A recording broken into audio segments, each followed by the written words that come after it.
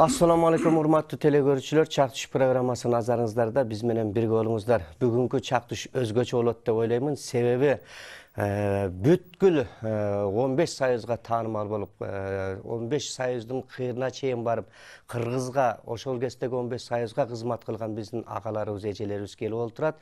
Мындайча айтканда, аты даңкы далайга, аты алайга кеткен биздин агаларыбыз эмгекти ошол коктоголот сапкоз убагында не деген сарайларга чейин ысыгында ысык, суугунда суугуна күйүп чыдап эмгектенип келген агаларыбыз келип олтурат. Келгенде дагы чоң бакандай болгон Кыргыздын улуу наамын алып келип олтурушат. Ошондуктан сиздерге анда сөз учугун көп узартпай тааныштыра кетели.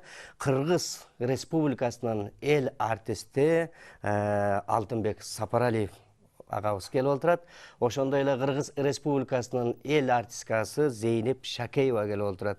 Жана буларды коштоп келген, жакында эле наам алган бул жерде да агабыз Кыргыз Республикасынын эмгек сиңирген артисти Абидин Темиров келип олтурат. Алгач наамыңыздар кут болсун. Эл артист деген мына эң Кыргыздын сыйлуу наамы. Сиздер мындан мурда эле алышыңыздар керек эле, антсе дагы эч болбосо да кеч болгону жакшы дейт. Ушуну биздин мына президентибиз өзү баалап, өзү карап, өзү сиздерге тапшырганы, бул дагы маданиятты баалаганы, адеп ыйман, маданият жылында өзгөчө бир жакшы самалык десек жарашат. Анан мына элдин баары угушту, баары көрүшүп атат. Деги эле ошол жердеги барып наам алуунун өзү, ага чейинки куттуктоонун өзү, сүйүнчүнүн өзү сиздерге кандай бир нерсе тартуулады? Алгач жаңы укканда кандай болдуңуздар? Бу эми наамды сиздерге документти тапшырып, наам албай улам жылып олтуруп деле, эми алса калдык дегендей нерселер да болуп калганды анда. Анан эле кокустан эле ушул сүйүнчү наам алдыңар дегенде кандай нерсе болду? Зейнеп эже сизден баштайлы. Мен өзүм бөлөк жерден уга электе Саламат сиңдим чалып калды. Мен таң калдым. Саламат чалды, Сагын Ниязалиева чалды. Анан эле тамашалагандай сезилем, кантип ошону тамашаласын, жаш болбосом дедим. Чын эле күтүүсүз болду. Баягы мурдагылардын бири экен деп эле жүргөнбүз. Анын документтерди камдап койдук, камдап коебуз. Канча министр алмашты, ошондон бери документ даярдатып өткөрүп атабыз. Ал документ эле эме болгон жок окшойт. Мында бат эле эмеңерди бере койгула, батыраак деп эле бир барактан жаздырып эле кыздарга жаздырып эле жөнөткүлө деп эле анан. Баягы Келдибек айткандай, эмне эле баарынан да тез болду муну күткөнүбүз. Канчасы эле тез болду. Күткөнүбүз бала канча эле Саматтын ортосунда эле кагаз деп шашыбыз жетишпей эле берип калып атканы, берер Самат берип калды деп күлдүрүп атат. Күлүп калып атат. Келдибек дагы ушул. Келдибек байке айтып атпайбы? Документтер ушунчалык наам алганыңыз аябай тез болду дейт да. Кеч болду. Тез болду деп бага күлдүрүп атпайбы? Анан каякта тез болду? Сиздердики эң кеч болбодубу? Жок, тез болду. Мурун мен документим эки столдун ортосуна түшүп калган экен, табышпай коюпту, кийин таптырды. Анын сыңарында эми баягы чындыгында баягы документ толтуруп ошо берүү тез болду болуш керек, бирок эми наам алуу негизи өмүргө өтүп атат. Анын баары кечирээк болду. Эми Алтынбек аке сиз айтсаңыз. Анын туура. Эми Зейнепти билбейм, мен өзүм даярдап койгом да, ошо болгонуна да ыраазымын, болбогонуна да ыраазымын.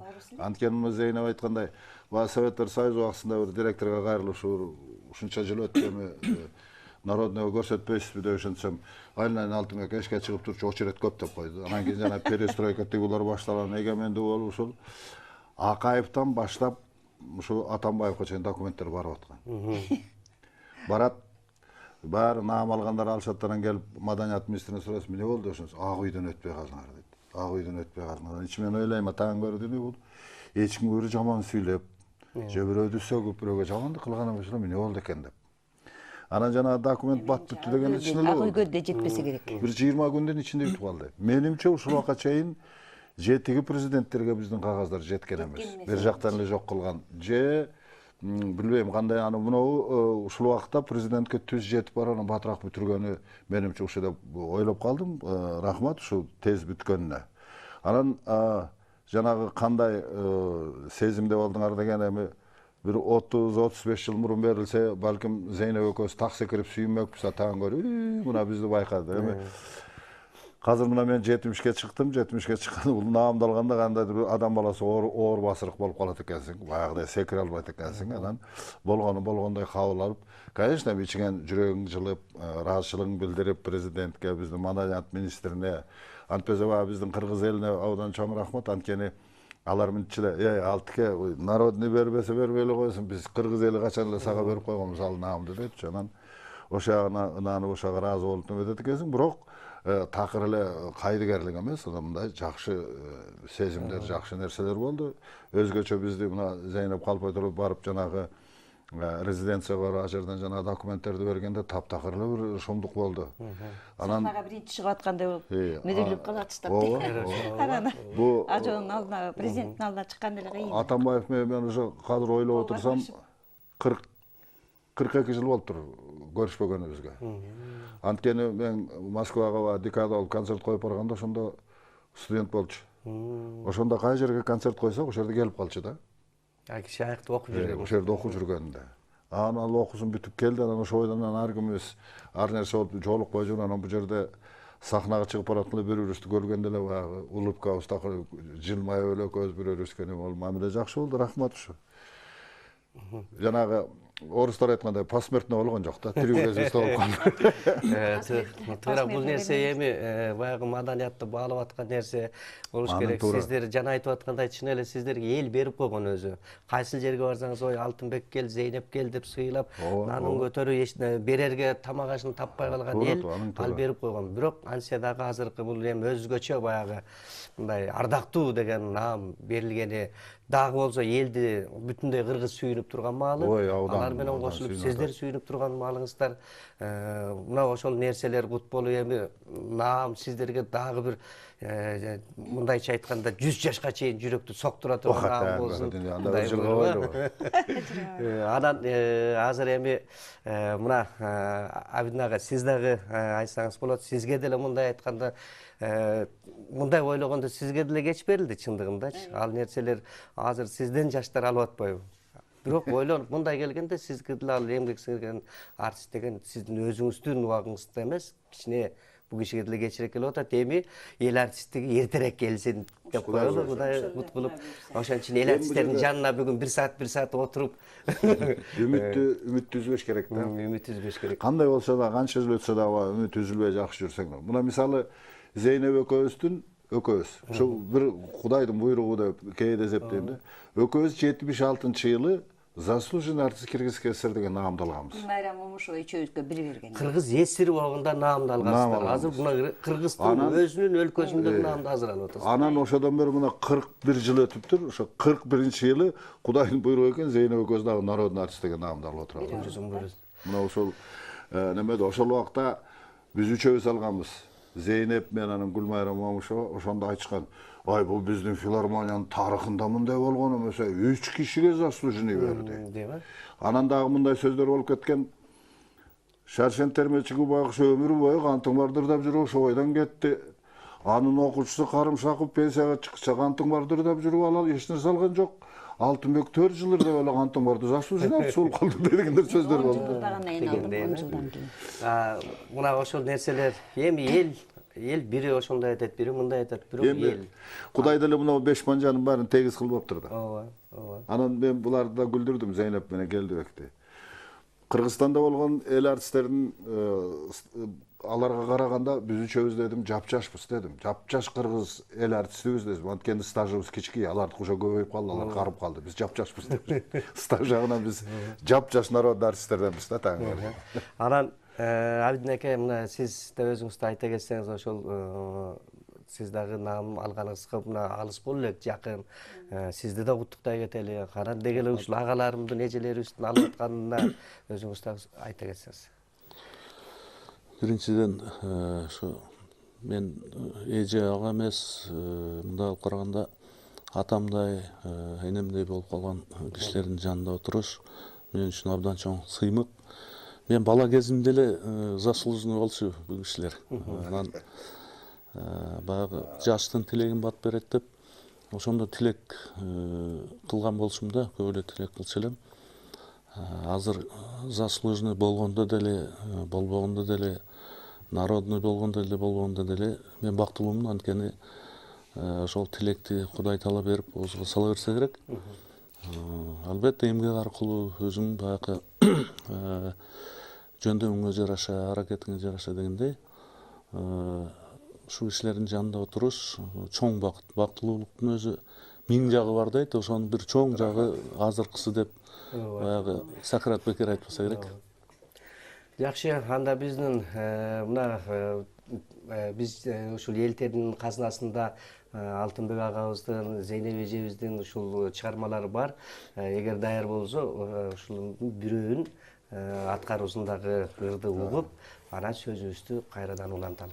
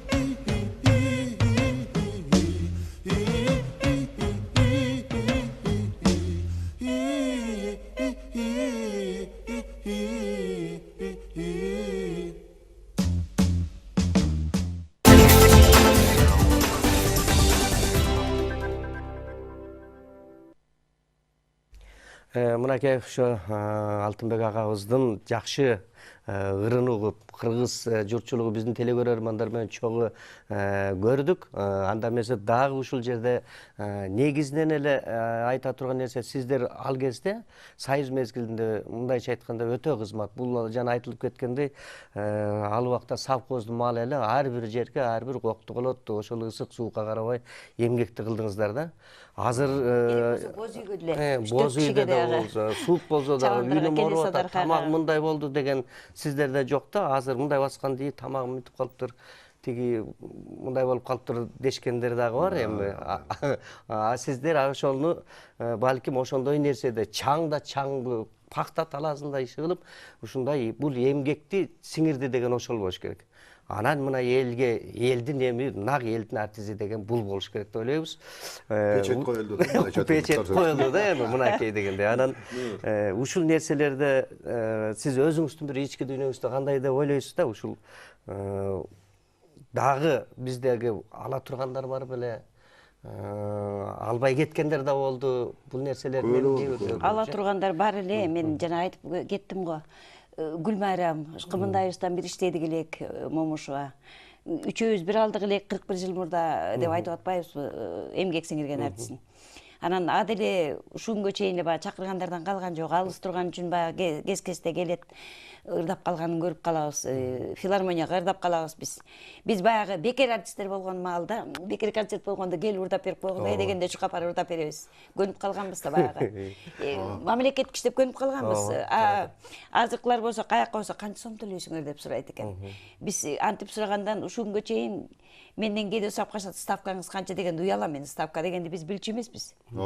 Андай тояш дегенге барып ырдачу эмеспиз. Ал убакта телевидениеге чыкканда дагы, радиого чыксаң дагы филармония уруксат берсе анан барасың. Уруксат бербей барып көрөм эмне кылар экен. Анда бир топ жатак чыкчу. Барчу эмеспиз, уруксатсыз. Жакшы, анда мына ушул жаңыдан сыязы кургай элек биздин президентибиз колун койгон эл артист деген наамды жаңалгандан кийин кандай болот экен деп биздин телекөрүүчүлөр көрүп отурат. Эми өзүңүздүн аткарууңузда мындай жандуу Абидин агабыз ойноп берсе, эми ошол эң жакшы экен. Ошол жаман жери ошол жерден баягы ошол кондиционер жакшы жеткен, кичине анча-мынча ооруп калыптыр, баягы ырдап жүргөн ырларга ал жетпесе дагы бир ырды аткарып көрөлү. Бул ырдырды айлеп келчүсү. Бул ыр маркум Үсөн агай Сыдыковдуку, сөзү Илгиз Гилязидиновдуку, өзүңдү эстеп деген ыр эле. Анча-мынча кемчилик келсе кечирет көрүүчүлөр. Эмне дегенде чын эле ооруп калыптырмын, чөткүрүп бышкырып, араң дегенде ушу калыбыз жетсе деп отурабыз. Эми Абидин колдоп кетет бу жерден эми. Ошону ырдап берейин.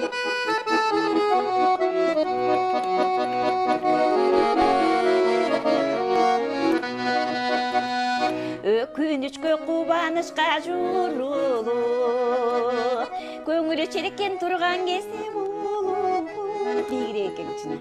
Жарым тон жакшы. Көптөн бери экөөбүз ырдай элекпиз. Акчоп баштап. Акчоп баштап.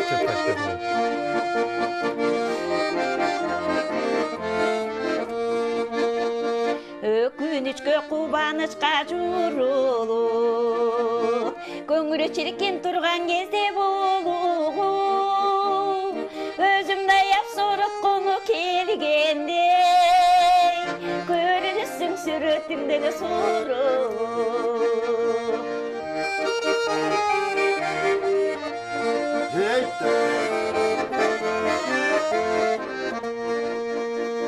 Алдың тосуп барумага буладап, дагы ошентем эле сеңди кубалап, көздөрүңдүн жолурашып турганы, көңүл көксөйт жүрөк самай сугалак.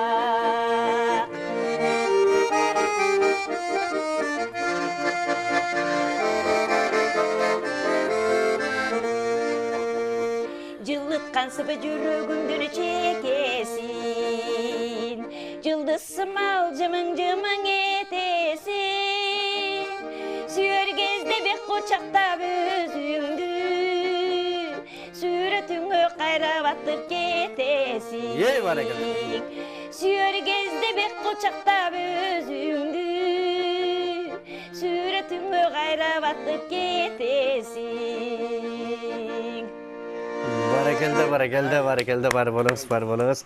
Мына негизинен бир артка кылчай ошол наамалабы же бир өмүрдүн бийик сересине жеткенде адам баласы ошол артка кылчай баскан жолду калык атабыз жазгандай баскан жолду бир изилдеп карап коюш керек экен дейбиз да. Ошол Шаршен атабыздын кантын барын жана айтып кеттиңиз, ошону кандай болуп алып ырдап калдыңыз да? Эстрадага салып бул нерсе жаңылык болгондо, башкача эле жаңылык болгон. Жаңылык болгондо мына Зейнепте барган ошондо Экспо 67 деп Канадага барып келишкен. Анан ошодон кийин келгенде бир ушул ой келсе керек. Биринчи ошол ансамблдын түзүлүшү бүт бара жанагы Карамолдо Орозов атындагы балдар чогулушуп, Чорокожом жарып баш болушу ошол кыргыз эстрадасы жарала баштаганда, бизде ал убакта улуттук эстрадалык ансамбль жок эле. Болгону бизде 3-4 фольклордук бригада бар болчу. Анан башка бизде бир эле орус группасы бар болчу, Голубой Сокол деген орустар неметчи, кыргыз эстрадасы жок болчу. Ошондо 67-жылы уюша башталышты. Мен да 67-жылы келдим, 2 жылдык студияга өтүп, 2 жылдык студия бар болчу. Анан кандайдыр ушул Кудайдын буйругу окшойт, ошолорго барып эле аралашып эле таанышып эле зымын чачышып, кайра зымын чогултушуп, уже сабак дегенди унутуп койдум. Тигилер бар сабак барса барам бар ошондо. Кичинекей состав кылып уюштурганда ошол Канадага даярдагандачы, чоң коллектив бара албайт. Там эмесин берет экенде, эсеп чотун берет, канча киши барыш керек. Анан ошол экенде ошол сурулуп чыгып, ошондо ошол Чорогай жетекчи болуп, ошол кичинекей малый состав деп койчу, ошол эки состав түзгөн. Негизи ошондо болуп калды да. Ошол Канадага барып ырдап келдик. Аны менен баары ырдашты. Пианино менен операнын ырчылары ырдады. Биз ошол малый состав менен. Анан кийин келгенден кийин эле бул киши табылга болуп калды. Анан Ошол ойдон жүрүп камыр жумур бар эле аралаша баштадым алар менен. 68-жылы биринчи официальный концерти болду. Ошо кошуло элекмин. 68-жыл бүттү. Анан уже мен аралашып өз киши болуп калдым. Ошондо Раматылык Чоройтой кандай боласың дейт. Эмне болду чоке деп ошентип камыр жумур болду, койнубузга кирип кеттиң го деп. Анан ошол жерде анча-мынча концерттерге кошуп ырдатып койчу. Официалдуу концерт эмес, мындай концерттерге бир мекемелер чакырганда. Анан ошентип эле 69-жылдын аягынан кийин кошулдум Боротоло кошулуп кеттим ошолор менен. Ушуларга чейин мен Кудайга ыраазымын. Ошолор ушул кыргыз эстрадасынын ошол жерде түптөгөн адамдардын бири болуп калганына мен абдан кубанамын да. Анан жана жогоруда сөз болуп кеткендей, тияка бар, бияка бар десе унчукпай жок болчу да. Баягы солдаттар деп эле честь берип эле жөнөп кете берчүбүз. Анан ооруп калдым төгөдөн бир жолу эми анын атын айтпай эле бир артистибиздин астыңкы тиштери шалкылдап түшөйүн деп калыптыр. Мен байке барбай эле коеюн, директорго айтып, мен барбай эле коеюн, астыңкы тиштерим такыр шалкылдап жакшы сүйлөй албай калдым. Төгө дешенче. Ал директор айтып атпайбы? Эй, план деген бар, билесиңби? Ошол планды аткарып кел. Мен сага железобетонный тиш салып берем. Ошентип эле жөнөтүп жиберишти. Анан жанагы кыркын тут болот, МТФсы бар. Төгө бир жолу эми ал районду айтпай эле коеюн. Клубуна барып концерт берели десек, кийине турган жер жок. Автобустун ичине жана летучий мыш деген фонарлар болчу эле, ошолорду алып келип экөөнү илип койду. Автобустун төр жагында кыздар кийинип атып, оң жагында биз кийинип атабыз. Анан концерт баштадык. Анан мен чыгып ырдап, 2 ырды, 3 ырды ырдап бүттүп, анан кийин жүгүнсөм бай элдин баары дүркүрөп кол чабаны бирок деген уйдун чыгат эле. Ой, эмне болду деп шашып кетип сурап калдым да. Ай байке көңүл бурмаңыз, клубтун жарымысы уйкана дейт. Мына ушундай жерлерге барып концерт койчубуз да. Анан эми жана жогоруда айтып кетпедим эле, үмүт үзүлгөн эмес. Мына мисалы заслуженный артист дегенди алганда биз бирөөбүз басып барып тиги документти көрүп кандай экенин тиги дегенди билген эмеспиз. Тияктан эле контордон бүтүрүп эле бияка өткөрүп койгон экен. Анан Зейнепте калпай турбайт. Канча сонурлар жазылбай калды. Канча сонурлар жазылбай калды. Анткени себеби ал убакта филармониядеги радио комитетке кат жазыш керек. Анан алар катты карап, анан баягы графигин карап туруп, баланча күндү берели дейт. Анан бизге филармонияга кат келет экен, баланча күнү келип, ырларыңар жаздыргыла деп. Ал убакта биз же Таласта, же Нарында, же Ошто жүрөбүз. Болду ошентип убакыт кетип калат. Анан кайра келип тиги болуп. Азыркыдай студиялар жок. Каалаган жериңер жазыш. Анан ал убакта тойдо же ресторандарда болсоң, ишиң бүттү анда. ишиң бүттү. Бир жолу мен досторум шакка келип жанагы ал убакта повышение квалификации деп курстар болчу эле го, бир 6 ай, 1 жыл ушундай. Ошону бүтүрүштүр врачтар. Аны айтты 6 ай кечинде Сусам ресторанына келдим. Эмне болду? Биз диплом алдык, кетебиз, ажырашайык кылалы. Ал убакта жанагы азыр ал ресторанда жок болуп калды. Ош базарынын түбүндө болчу Сусам самый мыкты ресторанын бири эле. Анан барып отуруп анан баягы эми жашырганда эмне 1, 2, 3 киргенде анан айтышты 6 ай ырдап бербейсиңби деп. Анан ресторандын оркестрдин балдары тааныш. Анан барып бир 2 ырдадым. Анан кимиси доклад кылганын билбейм, эртеси күнү жумушка келсем эле чоро келип эле айтат: "Ай, эмне кылдың?" деп. Жок, эч нерсе кылган жок. Директор чакырып атат. Айлан айынга директор чакырып атат дегенде бир жакшылык деген ой жок болчу да. Көз алдыбыздан акыркы аптада эмне кылганыбыз мультфильмде өтчү. Кай жермен талкалар экен деп. Баргандан кийин ал убакта Советтер Союзунда 3 эле киши чечип койчу. Партком, правком директор. Үчөө отуруп алып, эзди атаңар. Сен Советтер Союзунда артистсиң, сен акмаксың, жинди. Кантип ошо ресторандан ырдадың, тиги Авадан езди, көйнөк кетти, суу болуп, жайкын болчу. Чыгышке деди. Анан эми жаңы иштеп жүргөн жаным ойлодум, ата бүттү ишим деп. Кайра майылга кетет экен деп. Анан 10-15 мүнөт өткөндөн кийин кир деди. Кирдим. Строгий выговор, последний предупреждение. Экинчи неметсең чыгышке деди. Эшикке чыксам окен туруптур. Эмне болду дейт, строгий выговор деп ошентсем. Ой, жакшы болду, жүрмөн бир өтүлүк алып койгом экөөбүз жууп. Көңүл айтайын деген калаш. Көп эле нерседен өттүк. Мына зебелеп калпай турбайт. Кышта десек Кенесары кайда жүрөбүз. Кычыраган кышта. Жайкысы малчылардын майрамы дегенде жайлоодо жүрөбүз. Эч бир ооруп атам, убактым жок. Мына мисалы бул 5 баланын энеси. Бул деле балдарын көтөрүп алып, кайсысы жетелеп жүрдүк. Ошондой Бирибиздин була кээде чыштар жок болгон эле жок, булар кармашат, карашат. Анан эмне кылат? Эрмек көп жардан берди, оркестр менен көбүрөөк иштеди да. Эрмек, ай сен эмне болчуң, сен карап тура көр деп ага чыдайт. Ал кезде ошончолук тартип катуу болуп, ал ошондой тойдо, ресторандарда ырдоого мамлекеттик ырчы, профессионалдык ырчы ырдоого акысы жок болгон экен да. Эми ошондо карасаң, кийимди текшеришчи да. Мындай болуп көйнөкчөн тиги алып болгондо жок болчу да. Кээде эми ал парторгустун атын айтпай эле коеюн. Кээде келип мына шымыбыздын бага эле көтөрчү мынтип. Так. Носкиди карап. Носкиди карап. Акбы же кызылбы? Көк болуш керек, же күрөң, же кара болуш керек. Болду. Анан кийин дагы бир кызык нерсени айтайын. Бир кантың барда жана проигрыш бар. Ошо бекер турбай жанагы Парк Манфулда концерт берип атабыз. Шнурду минтип койдум да. Жылан дагылар өлмөкчү баягы. Өтөт эмне. Анан кийин эртесин репетицияга келсе директор чакырат, туйет. Эмне болду деп дагы коркуп жөнөдүк. Ай, түз турсаң болбойбу? Элди карап жакшына калып, саңкайып турсаң болбойбу? Бийлеген болбойт. Бул эмнеси? Бул эмнеси я кыйшаңдаткан? Ой, сен унутпачы, сен Советтер Союзунун артистисиң, эй. Көзүңдү ач. Чык эшикке. Эшикке чык. Ушундай немеде өттүк, анан эми жашырганда эмне мына айылдарга чыкканда тиги кылганда бир кыйшаңдап койчубуз. Эми ошондо дагы баягы эсиңе келет, тик эле кой, дагы бирөө. Айтып койбосун депчи. Жакшы. Анан өмүр бою биз жана экөөбүз өмүр бою айылыкка жашадык да. Азыркыдай той деген жок, үлпөт деген жок. Ал убакта эми той берсе да үйүнөн эле өткөрчү эле, ресторан, кафе деген жок. Анан ошого чыдадык, иштедик, анткени Зейнеп экөөбүздөн ошо бүт баарын жыйыштырып койтуруп ушул жумушка келгенбиз. Туура. Кудайга шүгүр, мына эми ушул жашка келсек дагы народный артист болуп калдык. Институтта бир бүттүк экөөбүз. Ошон үчүн баягы бир жыл өтүп, бир жыл кирип, бир жыл жакшы сөз бар го, жашыңда берсе милетти, карыганда берсин дөлөттү деп. Туура карган кезде азыр дөлөт деген ушул дөлөттү карлык деген. Кудайга шүгүр. Уулдарыбыз, кыздарыбыз жакшы болду, ошентүсө дагы иман толтурган жакшы экен. Эми ошолордун анын айтсаң, бир нерсе эске келип атты. Бир корреспондент суроо берип калды. Канчага чыктыңыз дейт, 70ке чыктым деп ошентсем, байке дейт, бул 30 жаш менен 70 жаштын айырмасы кандай дейт да. Анан бир аз ойлонуп туруп айттым, айланайын дедим, кыргыздын бир жакшы макалы бар дедим. Карынын кебин капка сал деп. 30 жашыңда сага айткан акылдардын баарын чогулта берет экенсиң деди. Кабыл алып.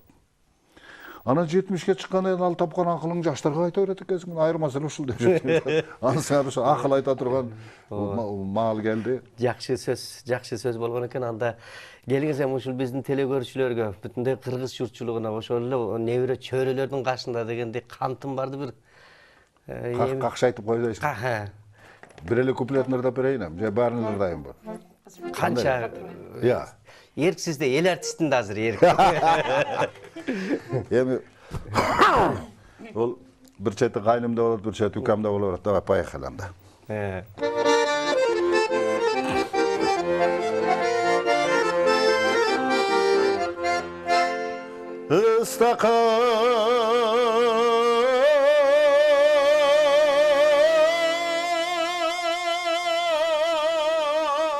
Istakanda kantın var, cır galasın, barkın var, ırgalasın,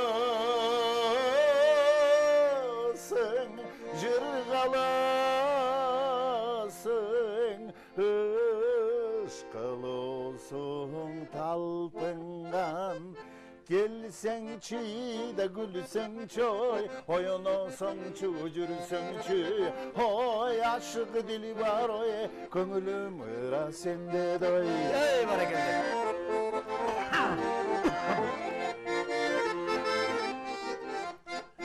Çayga solgan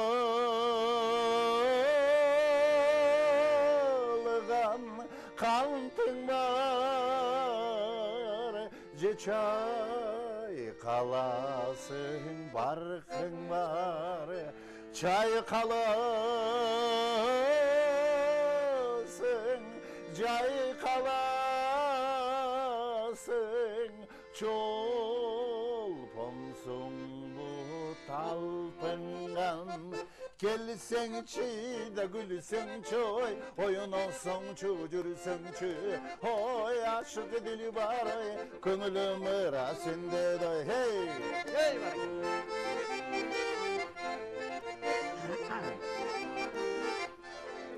Piyalada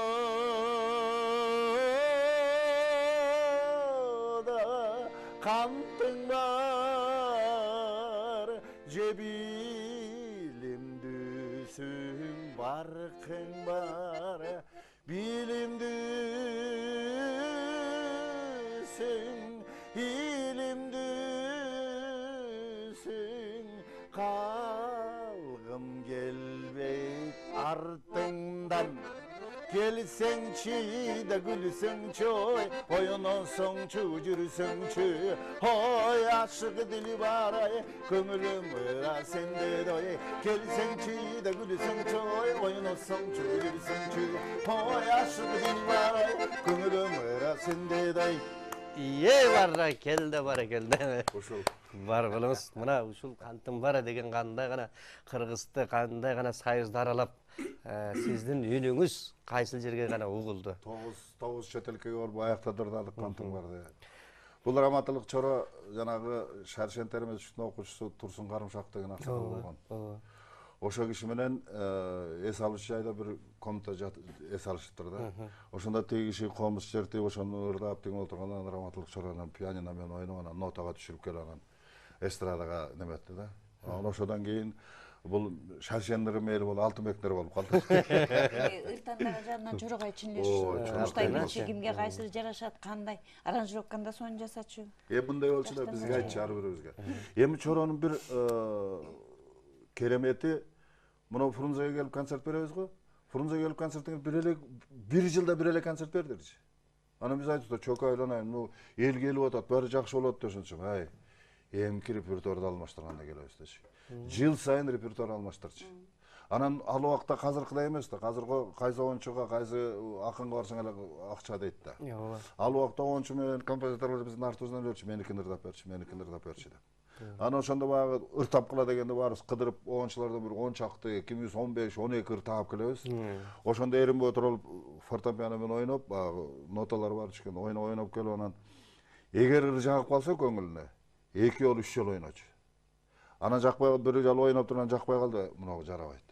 Ошондо ушул 10-12 ырдын ичинен көп болсо бир 5ти тандачы. Мына ушул өтөт элге деп. Анан ошол кишиден бир топ мен көп таалим алып калдым, репертуар тандаган. Репертуарды тандап анан ар бир жылы репертуарды алмаштырчы. Анан мисалы гастролдо жүрөбүз да бир жарым ай, 2 айга чейин. Ошондо да бекер жүрбөй, ошондо номер гостиницада отуруп алып, ошондо бүт баарын аранжировка кылып, ар бир концерт башталарда кайсыларды аранжировка кылып келсе, ошону репетиция кылып, кайра ошо бир жарым айда гастролдон келгече ошо жок дегенде 2 же 3 ырчынын репертуары алмашып калчу. Тыным жок болгон экен да, тынбай иштеп. Ушундай эмгекчил кишилер болду. Ошондой эле жана Жомбак агай да ошондой болчу да, Сакан агай да. Эч кандай инструменти жок. Поездда кетип баратып, кайсырын жап ырың ас болуп калабы? Мен жаңыдан оркестрге келгенде. Ырың ас болуп калса, кийинки аккордеон менен ырдайсың, баян менен ырдатат. Эл сурайт да. Анда жаш кесек деп, жакшынакай көрүнсө керек элге, азыркыдай баягы шелпейбей, кепшибей дегендей. Анан ошонткенде эмкиде могурду ырдаш керек экен деп ошол бир шаардан бир шаарга жеткенче оркестрге түшүрүп койчу ошол. Оркестрде канча составы канча киши. Ошонун баарына өзү жазып, көчүртүп партитураны жаздырган кишилер бар эле. Барган жерде бир эле жолу репетиция кылып, Элмираны ушундай кылган эле. Сиздер ошол шаарга жеткенче өзүңүздөр жаттай иштеп, жаттап ырдап жүргөндөр да Элмира менен кароо ырдап келген. Ошол Элмира Жагып агай биринчи жолу ырдаганым Гурьев деген Казакстандын шаарынан ырдагам. Кетирбейт, 3 жолу ошо кайра башынан деп коюп, кайра башынан кетип, кайра башынан ырдап оркестр менен эл кетирбей. Анан эле күлүп, татардан бир жерден кол чабатып балкондон учуп кетти киши, балкондон учуп кеткенчи деп алып күлүшүп. Балкондон учур ырдапсыз да. Ичинде бир нерсе карап шойт деп, ал эми менин ырым эмес, ошондо. Ошол ырдын керемети, ырдын күчтүүлүгү. Эми ушундай адамдар эле да, Чорагай менен Асакан агайдай ырчылар менен иштешкен, эми ырдын жарабаганын бул жарабайт, жарашпайт. Болбойт деп койчу. Өкөнтүн өзү ушундай. Келиңиздер, эми эмгек сіңірген артистке да ыргезең берели. Сөзсүз да. Келиңиз. Азыр оюма келип кетти.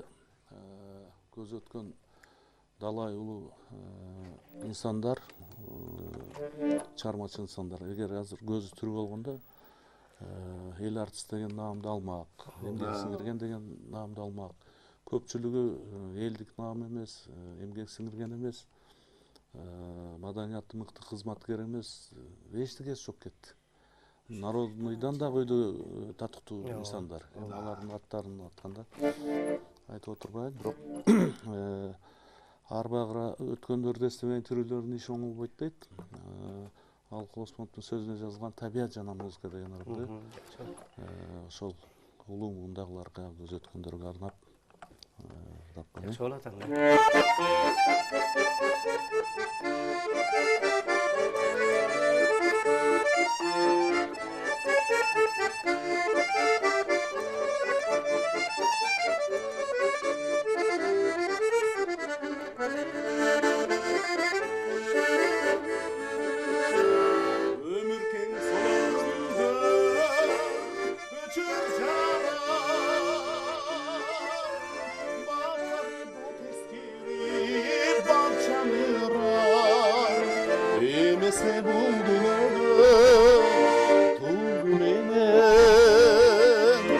Kayradan ardamdım gitmeyi var.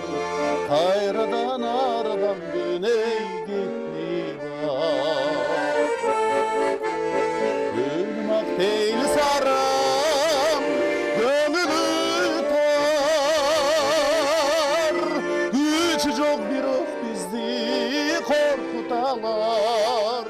Sebebi biz getkende bizden soğ, bizden jakşı akıldılar. Bizden soğ, bizden jakşı ey akıldılar.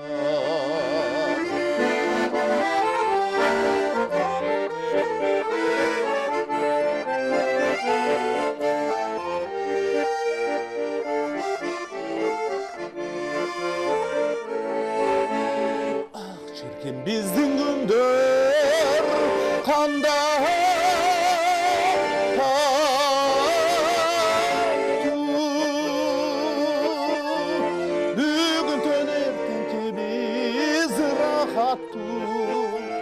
Tabiat cananın muzikası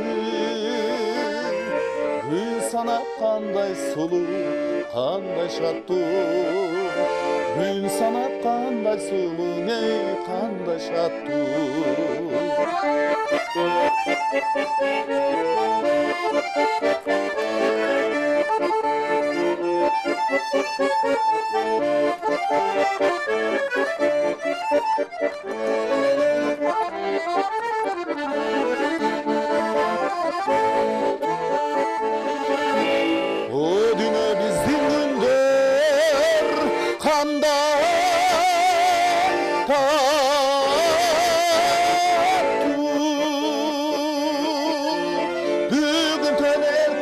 сырахаттуу ушундай сонун күндө кеткендерге карачы кандай гана аянычтуу байкачы кандай гана эй аянычтуу ушундай сонун күндө көз жумганга байкачы кандай гана аянычтуу карачы кандай гана эй аянычтуу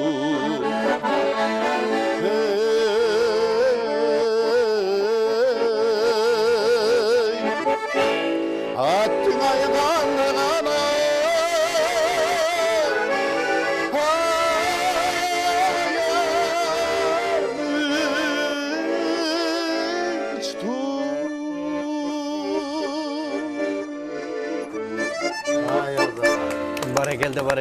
Баракелде. Абдин агай. Бизден телегөрчүлөрдөн дагы суроолор келип түшкөн экен, да бизге кап келип берди. Алтынбек агай устатыңыз кийим дейт. Бул азыр айтылды окшойт, дагы Эмнеси ким? устатыңыз, мугалимиңиз. Айылдан башталып азыр. Айылдан баштаганданбы? Эми айылдан баштаганда мындай азыркы ырчыларды жигит болобу, кыз болобу, корреспонденттер суроосул айтат го, энем төрөгөндөн баштап ырдай баштаган. Биз эми адан алыс болгонбуз. Мен бияка келип техникумда окудум, айылга барганда ушундай 17 жашта, 17,5 жашта. Ошондо мага жеткенде мен ырдай алат экенмин. Ошо айылга барганда жанагы өздүк көркөм чыгармачылыкка катышып жүргөм. Ошондо бизде кыргызчаны менен жакшы сүйлөгөн бир немис жетекчим бар болчу. Герман Абрамович Ведел деген. Мына ошо кишиден үйрөнө баштадым ырдаганды, жана ритмди кандай ырдаш керек, эмне кылып жүрүш керек деп. Анан жанагы жогоруда айтпаймынбы, өздүк көркөм чыгармачылык менен бияка келип, бир-эки жолу биринчи орунду ээлеп кетип, тигил болуп ошентип жүргөм. Ошо биринчи устатым ошо болгон. Анан келип студияга өттүм, 2 жыл студия. Анан мурун опера балет театрында 2 жылдык студиясы бар эмеспи? Ага чакырганда кандайдыр көңүлүм барган эмес. 66-жылы чакырган айыкка.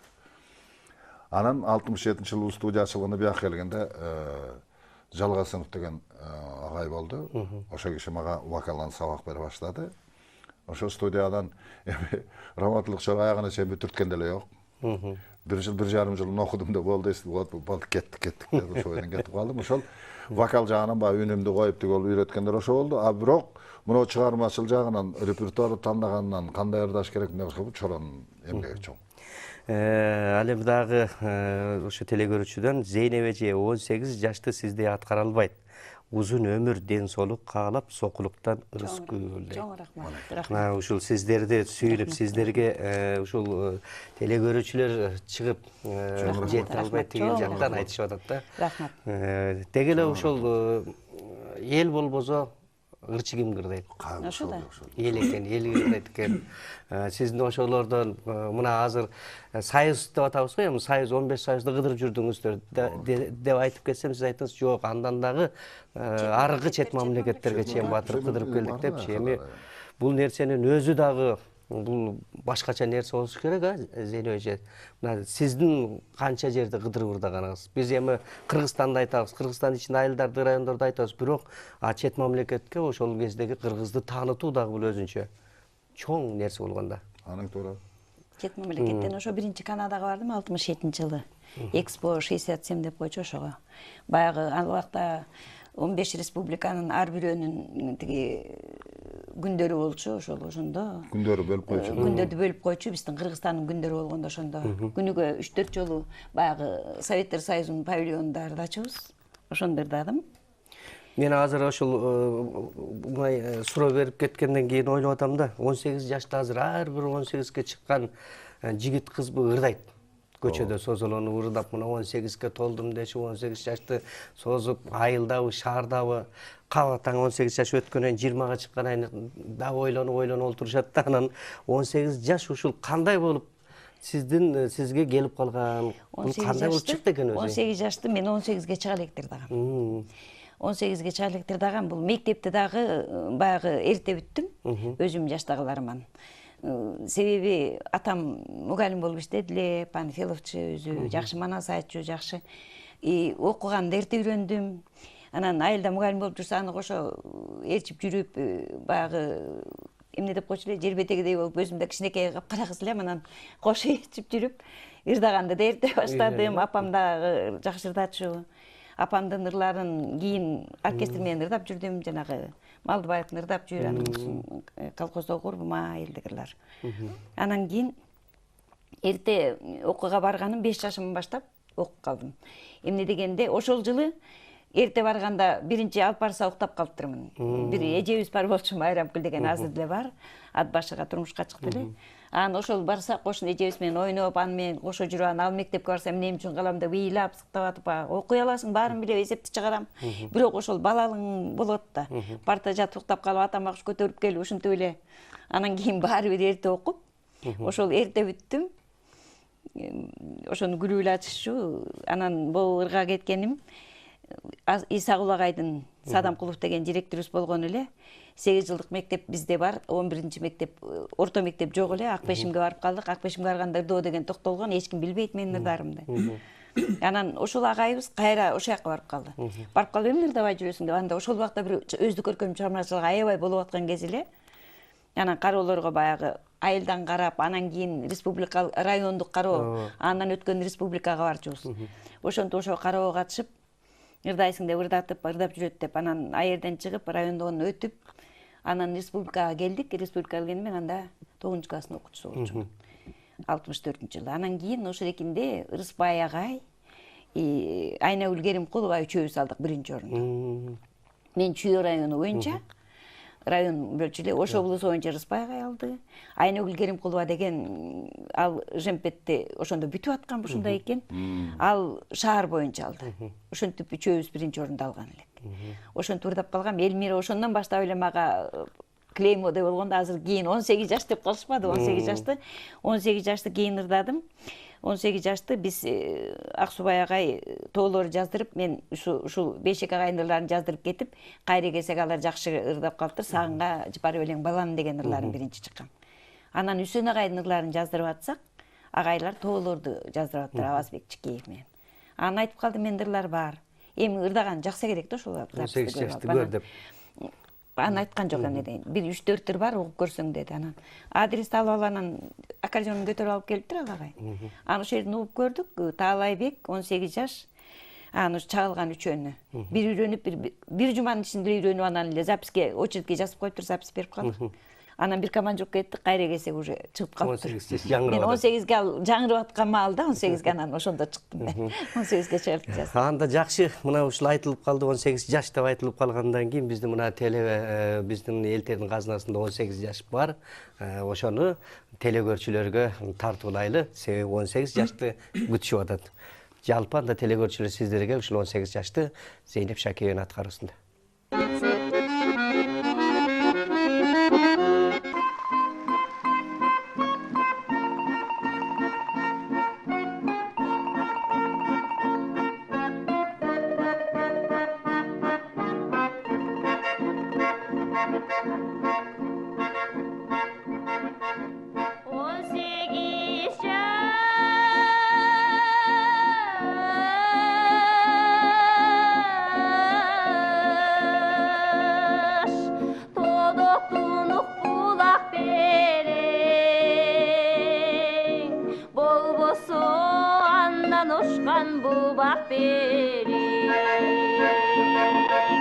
Kayrılvay kayda gittin ayçı degi Adaşıp aylındı men surap kerem Adaşıp aylındı men surap kerem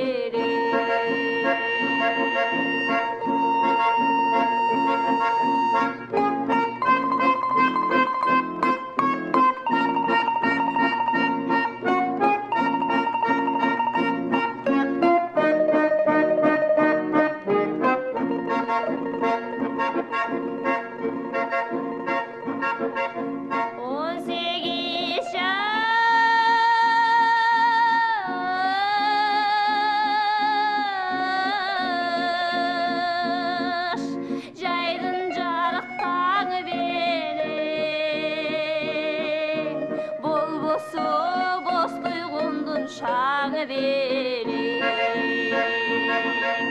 Bir jolu kayrılı kızday tamşandırgın, cult etken yaşlığımdın şamı vereyim. Cult etken yaşlığımdın şamı vereyim.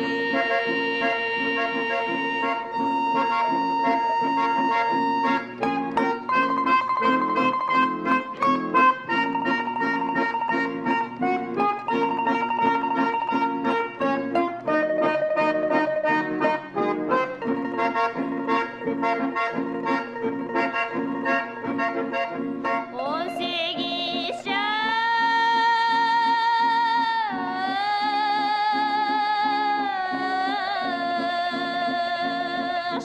günde bile senin serin, bolboso yüreğimdün teği verin. Koş emi ökünsün da unutmayma, ötkürgün ömrümdü seni menen, ötkürgün ömrümdü seni menen, seni menen. 18 yaş.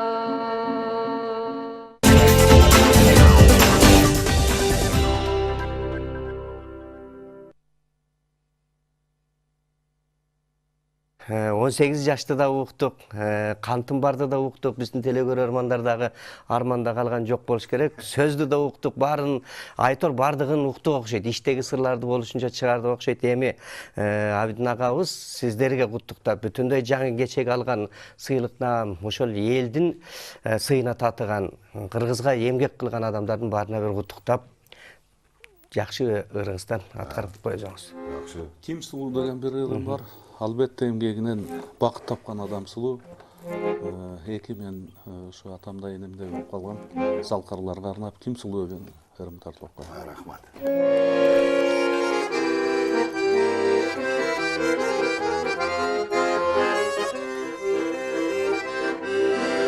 Ким Сулуу дейт чынында эле Ким Сулуу, тыйындыкка баш бербеген бир сулуу.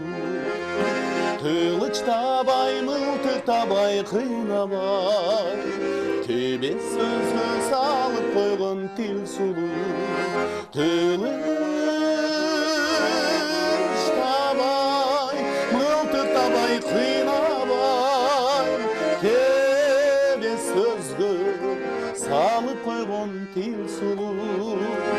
Төбес сөзгө салып койгон тил сулуу.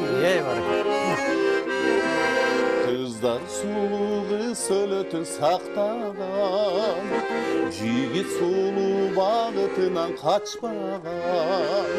Бала сулуу, бейку жашап бал соргон, кары сулуу, бак дөлөтү батпаган. Бала сулуу, бейку жашап бал соргон, кары сулуу, бак дөлөтү батпаган. Кары сулуу, бак дөлөтү батпаган.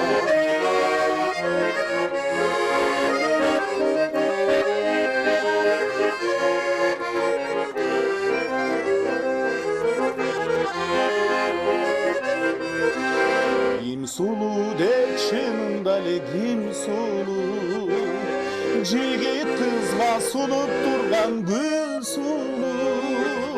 Актык сулуу, акыйкаттык ак эмгек, барысынан адам деген эң сулуу. Актык сулуу, акыйкаттык ак эмгек, барысынан адам деген эң сулуу. Барысынан бүгүн менин Зейнеп эжем эң Ey баракалла. Баракелде бар болуңуздар. Мына ошентип убактыбыз да аягына келип жетип сиздерге ошол элге айта турган кыска нуска өзүңүздөрдүн каалоо тилегиңиздер. Эми элибизде тынччылык каалайм. Жараткан бөөдө кыздан сактасын. Бала бакырабыздын жакшылыгын көрөлү, ынтымактуу бололу, бөлүнбөйлү. Ушул президентибиз айткандай, бөлүнбөсөк элек баары жакшы болот. Кудай буйрса баары жагынан өсүш бар. Ошол тилеген тилегим эле ошол тынччылык болуп эле, бейпил турмушта ырдап эле жыргап жүрөлү. Рахмат, айтыңыз келсин. Эми мен да Зейнептин айтканына кошуламын.